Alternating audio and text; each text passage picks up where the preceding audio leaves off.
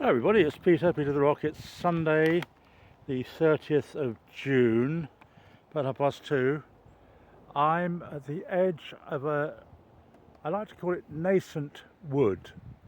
It's a little sort of scan round. I first came here about 9 years ago when these trees were just planted, and they all have names. Well, the type of tree has a name. I think individually they're not called Fred, Bird and Wilma.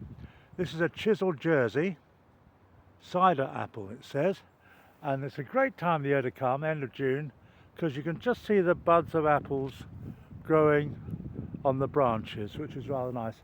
Now, I imagined that in fact there'd be different sorts of fruit growing on each tree, but I've quickly had a look round and they seem to be almost exclusively apples. This tree is a Stoke Red cider apple, and as you can see again, the little buds of apples are just about growing, which is rather nice. I don't know why it's called Stoke Red. Maybe the apples are red and it originated from Stoke. I just don't know.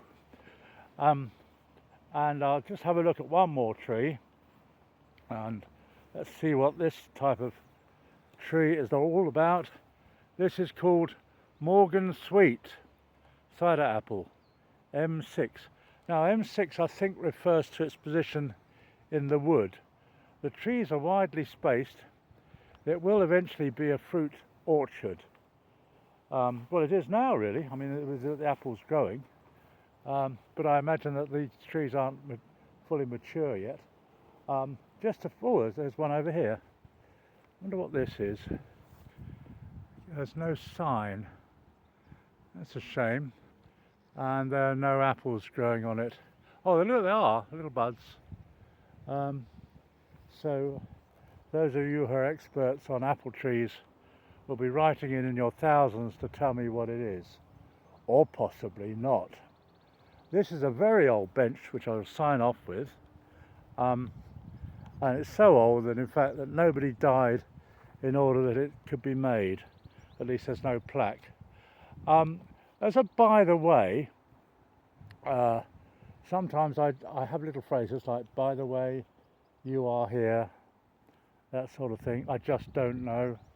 Always three words. Anyway, as a by the way, I've got a friend called Mark who's an Undertaker. This is a follow-up to the piglet come kinglet story. Now, I told him the story this morning, and he reckoned that when our friend Roger MK does finally pass on, and they do engrave his gravestone, they have to take the gravestone away to engrave it, which is fair enough, and they don't put it back for 1 year after they've buried him. The reason behind that is because it takes a year really for the ground to settle. And if you put the gravestone in straight away, it would end up at an unlikable or unlikely angle. So that's quite interesting. Maybe Roger knew that. And the last tree is a black diamond. Oh, and it's a plum tree. Fantastic. No plums visible yet.